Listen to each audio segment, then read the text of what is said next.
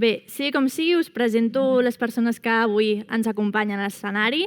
Allà tenim la Marta Torrijos, treballa als Museus de Sitges. Ella ens explicarà les missions i el seu dia a dia. A la seva esquerra, el Nacho Granero, és el responsable del blog La Cultura Social. Si sou actius a Twitter o a les xarxes, segur que coneixeu el seu blog i també els seus tuits, on fa molta curació de continguts i de novetats al voltant de cultura digital.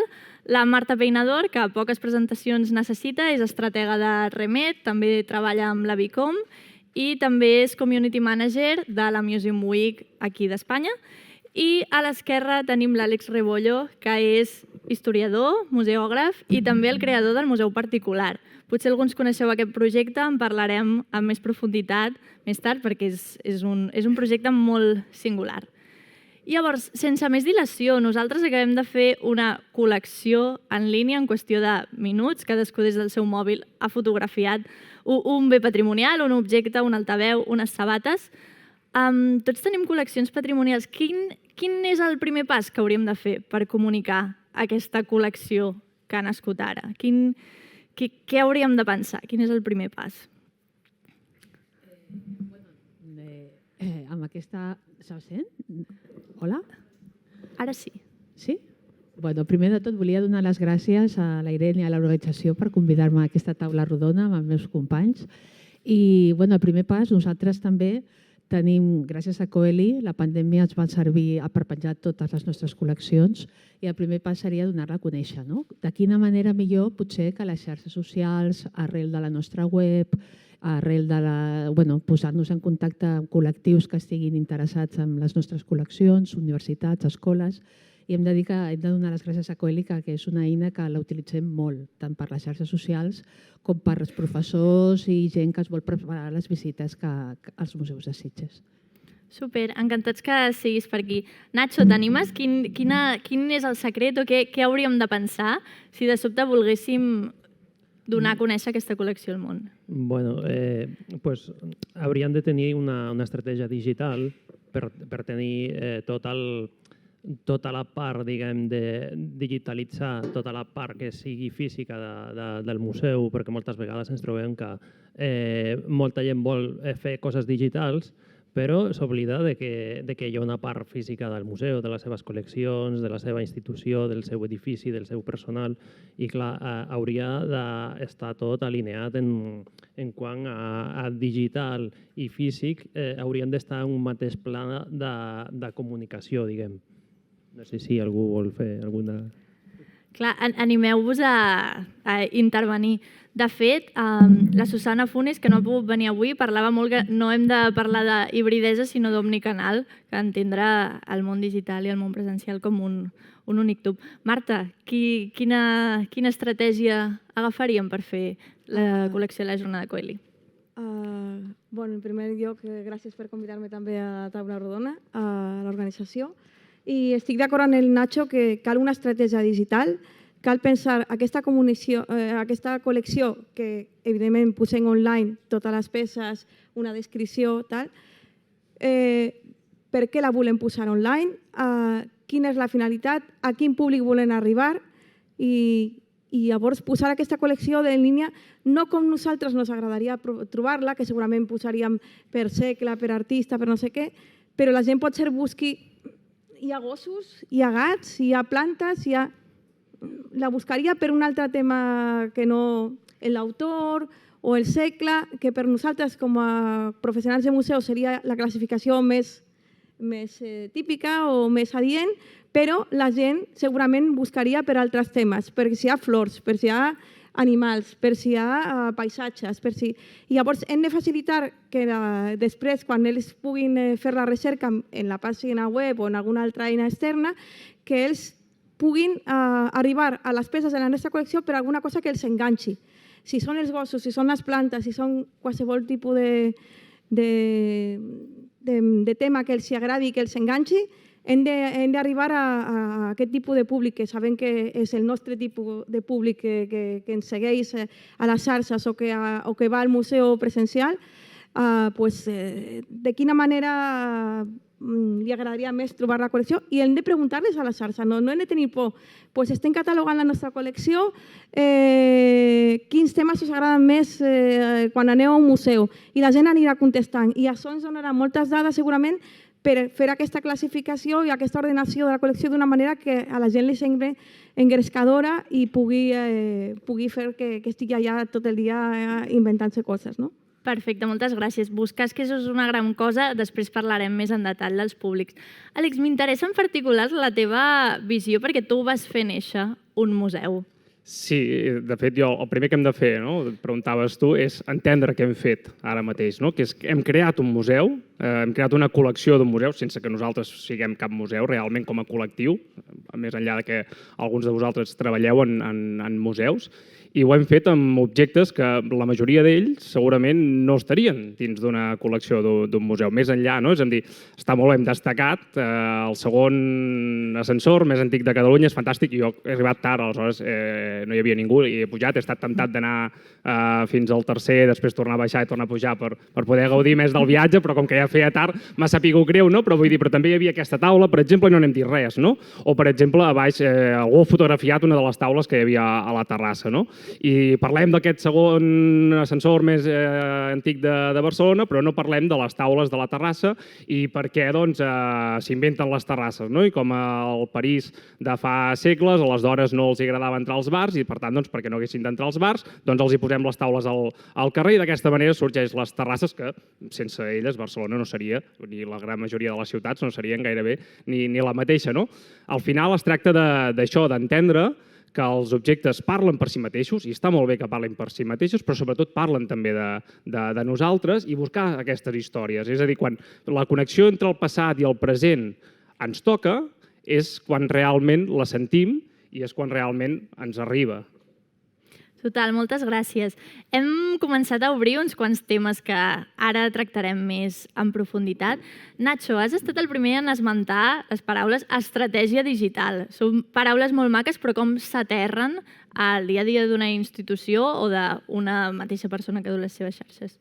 Bueno, com deia a la primera intervenció la Conxa Rodà, es tracta que tots els departaments del museu participin i també en que hi hagi un departament o un equip tècnic que sigui l'encarregat d'executar aquesta estratègia digital en temes d'equipaments. Però, clar, tot això ha de tenir un guió. És com... no es pot fer una web o un sistema de xarxes socials sense que nosaltres no tinguem unes idees, uns objectius, que comuniquem, un to, etc. O, com deia abans la Marta, què espera la gent, el nostre públic, de nosaltres o com arribarem a ell. I per això cal fer una estratègia digital més o menys acurada, perquè, clar, també hem de comptar que el tema de personal, de temps, etc., és una realitat als museus i no només als museus grans que sempre tenim aquí com referència, sinó als museus que són mitjans i més petits. Clar, moltes gràcies. Des dels museus de Sitges, com alineeu totes aquestes accions comunicatives amb un pla o una missió més global? Perquè sou, de fet, 6 equipaments força diferents entre vosaltres. La nostra voluntat des del començament és tenir, de fet tenim una estratègia digital que ha d'estar alineada amb la missió i la visió de l'organització. I sempre pensem, l'estratègia digital és només responsabilitat del Departament de Comunicació. No, és un tema transversal, com hem comentat, o sigui, s'implica documentació, conservació, restauració. I la nostra, diguem, hàndicap que estem treballant és, sobretot, la nostra proposta de valor que arribi al públic objectiu, quins canals són els millors, com comentava la Marta, és molt important i comentava l'Àlex també, la connexió entre el passat i present. És això el que connecta, que la gent tingui interès en visitar-nos, no només online, sinó també presencialment, perquè sempre antigament, per un museu que és important, les xifres, les dates de les persones que entren per la porta física, però no, també tenim visitants a la porta per internet. I hem de tenir, sempre pensem que som un públic presencial i un públic i un museu digital. I costa, per exemple, Sitges, no? Entendre que engloba la marca Museus de Sitges. No només som modernisme, som noucentisme, som art contemporani, som romanticisme, l'Ola Anglada, i llavors hem de posar en una balança, no? I tractar per igual la qualitat de les col·leccions que tenim. És la nostra feina i el que treballem amb equip per aconseguir això. Super, moltes gràcies. Marta Peinador, tu mateixa et defineixes com una estratega digital. Quan et vam preguntar això, quin rol, com vols que et comuniquem a tu, tu fas estratègia digital. Com és el dia a dia d'una estratega digital? Pues estar molt al dia de les tendències que hi ha al sector, assistir a molts esdeveniments per conèixer gent, els darrers projectes, els més innovadors, trobar sempre noves idees i estar pendent de les xarxes també, del que la gent publica, dels temes que estan candents al moment, no? I estic molt d'acord amb el que diu també la Marta i en el Nacho i en l'Àlex també, no? És molt important que sigui coherent l'estratègia digital en el pla que tingui el museu. Cada museu té una missió, una visió, uns valors, un projecte estratègic d'aquí a 5 anys, d'aquí a 10 anys, d'aquí a 3 anys, cadascú depèn de la seva mida, però l'estratègia digital és traslladar això al món digital, o sigui, ser coherent en la missió, en els valors, en els que es fa que el nostre museu o que la nostra institució cultural sigui única, perquè es diferencia de la resta, no? Quin valor tenim? I això és el que hem de transmetre al nostre públic i que ho tinguin molt clar, tant a les xarxes com a la web, com a l'app, qualsevol element digital que tinguem. I ser coherents i ser transparents i tenir la nostra estratègia digital publicada a la pàgina web i preguntar a la gent què vol, si hem fet alguna cosa, els ha agradat, no, per què, i estar oberts a suggeriments, a crítiques, a coses que podem millorar. I una estratègia digital està viva i és una escolta activa permanent d'estar implementar unes coses, pensar unes idees, implementar unes coses, veure què funciona, què no, què podem millorar i tornar a començar el procés i anem així treballant dia a dia. Super. Marta, la Marta ara parlava d'aquesta interlocució amb el públic, de la importància de les xarxes i poder escoltar què demana l'audiència en aquest sentit. Àlex, ens podries fer una mica una panoràmica de com ha funcionat això al Museu Particular? Perquè heu mutat, heu estat al Museu de la Vida Rural, amb un petit espai on posaven un tampó, un os de peluix, una forquilla, petits objectes que eren els protagonistes de tot un mes. I ara teniu un Bambi lila al Museu de la Conca de Barberà, si no m'equivoco. Pots explicar-nos com funciona o com es conjuga aquesta presencialitat amb l'exposició que feu de forma virtual? Bé, per si algú encara s'ha perdut i no sap ben bé de què va el Museu Particular, tot això sorgeix en plena pandèmia, tots estem a casa, passem 40.000 hores, jo ja havia comptat ja totes les rajoles que tenia a casa, exactament, aleshores l'esquizofrènia va començar a preguntar-me coses sobre les coses que tenia al meu voltant, no? I dir, ostres, i des de quan mengem amb forquilla? I per què nosaltres mengem amb forquilla? Hi ha mig món que no menja amb forquilla, o si és necessari o no. A partir d'aquí sorgeix el projecte de dir, si a mi em passa, potser amb algú altre em passa, podem explicar-ho, no? I crear un museu particular. Nosaltres el subtítol és Etnologia d'anar per casa, perquè es tractava d'això, d'agafar objectes que tots teníem a casa nostra. Aparentment, cap d'ells segurament acabaria en un museu, però que tenien aquest valor al final de tots aquests segles d'ús repetit, de funcionalitat millorada i de més, i que sobretot parlaven també molt de nosaltres. Doncs vinga, fem-ho. Context de pandèmia, tot tancat, ha de ser digital, perquè no teníem gairebé opció. Doncs creem un perfil de Twitter, creem un perfil d'Instagram, aboquem tot aquest coneixement en aquestes xarxes, que a més ho fa global, ho fem volgudament també en català per augmentar l'oferta de continguts culturals a les xarxes en la nostra llengua, però a banda d'això trobem l'oportunitat de col·laborar amb el Museu de la Vida Rural, que tenia una finestra, una vitrina urbana que donava al carrer, per tant sense necessitat d'entrar al museu, que la tenien, podríem dir, infrautilitzada, nada, no en feien res, doncs dir, per què aquest objecte que jo tinc a casa no el poso allà i per tant li donem aquest valor també doncs, de presencialitat. Aquesta mateixa forquilla que jo tenia a la cuina de casa doncs, passa a estar darrere d'un vidre de seguretat, en una vitrina, en un context d'una institució museística, fent aquest paral·lelisme que us deia, de dir, mirem més enllà, creem discursos alternatius i a partir d'aquí doncs, ho treballàvem amb això. És a dir, allà només hi teníem aquesta part física, molt senzilla, aquesta forquilla o aquest tampó, aquest os de peluix, aquesta bossa de plàstic, aquest xampú, des de quan ens rentem el cap amb un producte diferent amb el que ens podem rentar el cos, i tots els continguts, o la gran majoria dels continguts, tots aquests van per les xarxes per augmentar sobretot el seu ressò. I l'acollida va ser molt bona, la gent li va agradar, precisament per això, perquè se sentia interpel·lat. Ostres, aquest museu m'està ensenyant una peça que jo tinc a dins de la meva cuina o del que sigui, perquè a més, és que eren peces que jo tenia a casa i que encara, aquella forquilla que es va fer molt famosa,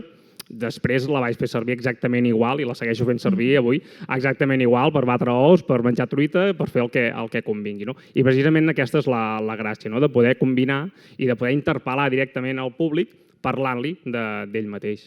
No sé si t'he respost, Sí, me n'he anat per una altra banda, fantàstic. segurament? No, està bé. Penso en aquesta forquilla, quin canvi passar d'una vitrina a tornar al calaix, Sí. però ja està bé. Bueno, la vida. Exacte. Té una pel·lícula, això, La forquilla que estava a un calaix, va a un museu i torna a un calaix. Devia ser un curt, diuen. Marta, parlem de públics. En els museus de Sitges, com funciona això? Trobar els públics, els canals adequats, quina és la teva feina per fer-ho?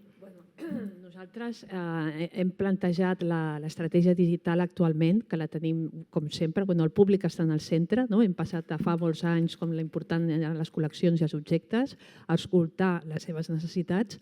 I en l'estratègia digital estem focalitzats i estem treballant amb les escoles, amb les famílies i amb la gent jove. I el que intentem sobretot és acostar-nos, veure quins canals necessiten, quins són els més adequats, i les activitats. I sobretot el que és molt important és sempre l'avaluació. Ho comentava abans la Conxa, l'Observatori de Públics, tenim també l'ajuda que ens fa avaluar i l'analítica digital ens permet veure les coses que no funcionen o no funcionen. Si fem també una activitat, veure també l'efectivitat dels projectes i tenir sempre els indicadors que ens marquen el que funciona.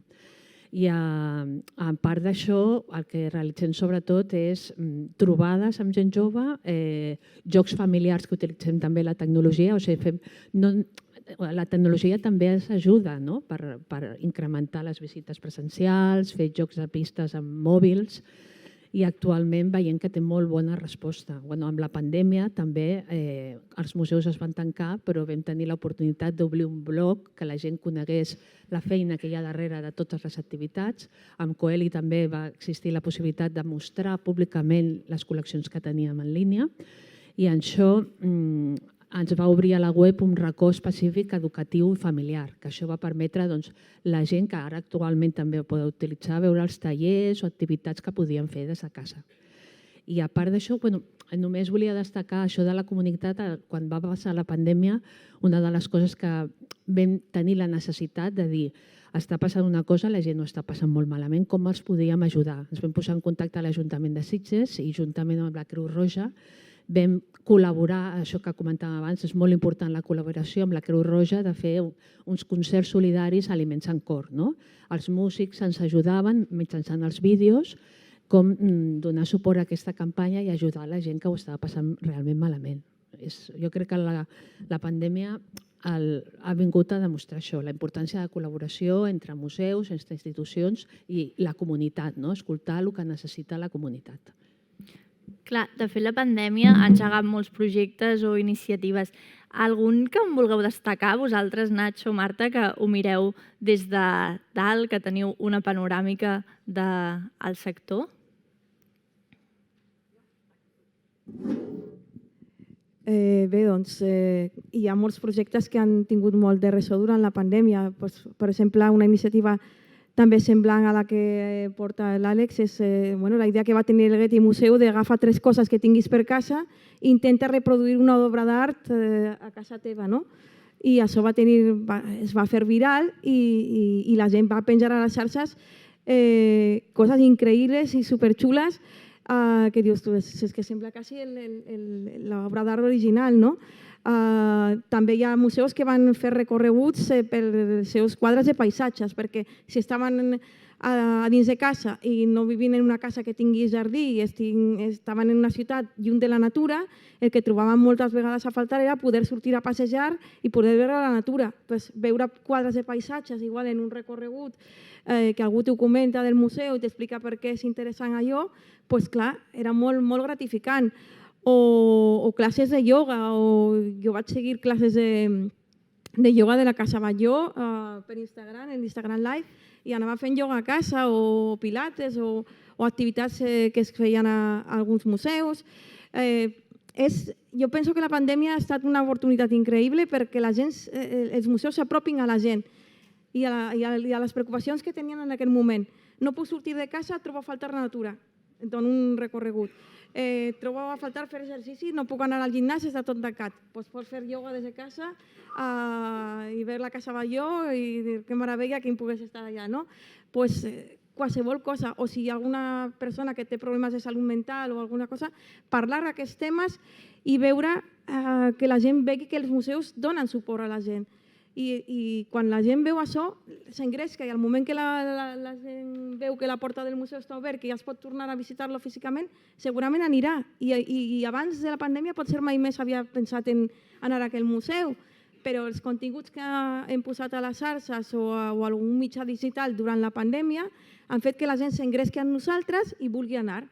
I llavors jo penso que els museus avui en dia són híbrids, o sigui, preparem la visita, anant a internet o a les xarxes a buscar informació, anem a la visita, la compartim a les xarxes socials o per WhatsApp o el que sigui, dient als col·legues això val la pena, està molt xulo, i arribem a casa i vull saber més d'aquesta cosa i vaig veure, i torno a mirar la pàgina web i busco informació. O sigui, no són únicament digitals o únicament físics. Cada vegada més són híbrids, fent servir les dues coses, la vessant digital i la vessant física, a la qual cosa hem d'engrescar els nostres públics per tot arreu i tractar de tenir a la gent que ja són públics, fidelitzar-los, però sempre anar a buscar més gent, que la gent ens conegui i que la gent senti que són importants per la seva vida, que el museu està en la seva vida diària perquè el veu estampat al tramvia o a l'autobús. Sí, que clarament hi ha una vocació social, tenen un component social molt important. Nacho, voldries afegir alguna cosa en aquest punt? Per exemple, d'exemples de museus que van fer coses durant el confinament més estricte de març, està el Museu Antropològic Nacional, va obrir un espai digital on es parlava també de temes, no em recordo ara com es deia, si era com muros o algo así. No, hi havia una... ¿De qué quieres hablar?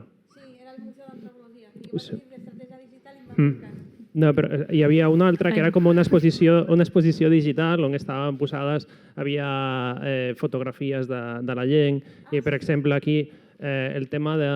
Clar, va ser una oportunitat per tot el tema del confinament, el que deia abans l'Àlex, que els museus estan parlant tota l'estona de la realitat a través de les seves peces, i això és el que va fer el MACBA. El MACBA va crear cada dia, de dilluns a divendres, durant el confinament estricte de març, una reinterpretació de les peces en funció del que estaven pensant, dels paisatges, de la clausura, del patiment, de l'esperança, i no sé si està encara obert o actiu, però va ser tota una reinterpretació de les peces pròpies de la col·lecció del MACBA a través dels ulls de la pandèmia i del confinament. Clar, moltes gràcies. M'agradaria anar tancant la taula rodona amb un tema que heu esmentat més d'un cop, de fet tots vosaltres, que és l'avaluació. Fem una estratègia digital, però no queda raconada, no és com... Potser caduca, s'ha d'anar actualitzant. Com d'important és aquesta actualització? Si vols, Àlex, digue'ns-ho tu mateix, perquè crec que aquest febrer veu fer una enquesta per veure com era el futur del museu particular.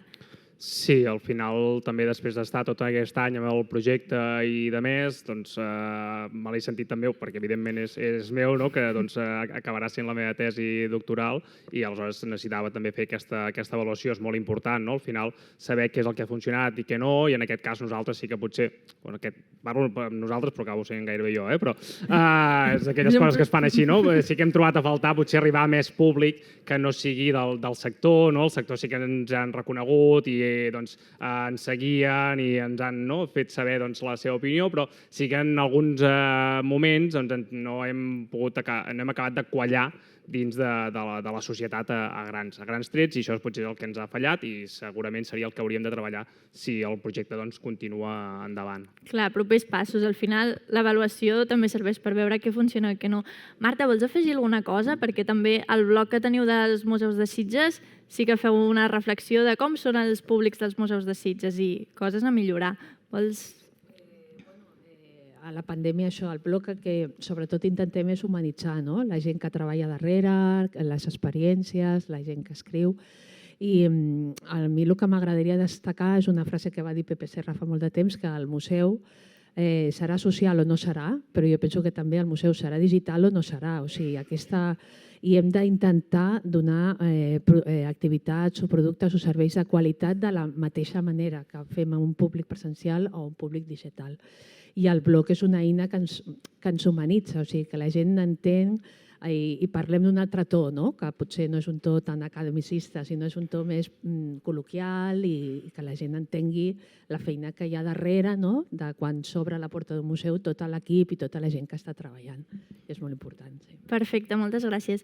Últimes aportacions. Nacho, Marta, la importància d'avaluar i incorporar millores. Sí, a veure, tenir una avaluació de les dades que hi ha fa que la qualitat de l'estratègia sigui bona o sigui dolenta, perquè clar, hem de mirar què és el que tenim que analitzar i també hem de tenir en compte que ara els visitants, no només el que dèiem abans, no només són físics, sinó que hem de comptar totes les visites que venen a través de les xarxes, que consumeixen determinats continguts, veure els continguts que estan funcionant i altres que potser nosaltres no sabem que estan funcionant, però que és una sorpresa. I a vegades, jo me'n recordo aquí d'una cosa que deia fa molts anys Helena Villaspesa, que és una analista de dades digitals de museus, i deia que un museu que estaven fent aquí l'analítica del Pinterest, deia que allà, per exemple, un museu que tenia quadres del barroc, de les avantguardes i tal, hi havia molta gent guardava les imatges de dibuixos lineals, de ceràmiques i de coses així, d'artes aplicades, i al final, clar, quan van veure per què anaven guardats, era per gent que feia tatuatges. I clar, són coses que mai pensem que un museu pot servir per gent que està buscant un disseny d'un tatuatge i clar, no el buscarà d'un Van Gogh, sinó d'un plat de la ceràmica Ming Xina de 1400 després de Crist. Marta, alguna última aportació per acabar de tancar la taula? Jo crec que un projecte emblemàtic que hi ha per reinterpretar les col·leccions per part del públic és el del Rijks Museum, del Rijks Studio, no? Aquí tens la col·lecció i la gent s'ha inventat cortines, s'ha inventat objectes o bé per casa seva o bé perquè després, amb permís, han fet algun tipus de tirada més industrial o més de poder fer reproduccions i es poden fer autèntiques meravelles que la gent a vegades té molta imaginació i pot col·laborar amb nosaltres i fer coses meravelloses. O el Museu del Prado té un recorregut per la botànica del museu que ha fet una persona que és especialista en aquests temes i que ha vist el museu des del seu punt de vista, des de la botànica, que potser a la gent del museu no havien pensat mai en un punt de vista així. Però a sols pots posar un tipus de públic que li interessen molt les plantes, encara que no siguin biòlegs o botànics, però que li interessen les plantes en general i diu, doncs vaig al Prado perquè si aquest senyor diu que hi ha tantes plantes tan xules i a mi m'agraden les plantes, doncs vaig a veure al Prado. I pot ser igual, si jo no soc expert en història de l'art, mai havia pensat abans en anar al Museu del Prado perquè jo d'art no sé res, però de plantes sí, m'agraden, i vaig al Museu del Prado a buscar totes les plantes per tots els quadres. Cadascú ha de fer-se seu el museu de la manera que li sigui més engrescadora. I això és el que nosaltres com a institució hem de procurar, que tothom se senti acollit i vegi el museu des d'algun punt de vista que li sembli interessant. Perfecte, doncs em temo que no tenim més temps. Recollim aquestes idees de tenir una estratègia digital alineada amb una missió global de la institució, la importància d'anar renovant-la, que diversos perfils estiguin dins d'aquestes decisions de com serà l'estratègia digital, no només arraconat a una parcel·la de comunicació. I només em queda donar-vos les gràcies per formar part d'aquesta taula rodona. I aquí acaba la taula rodona. Moltes gràcies.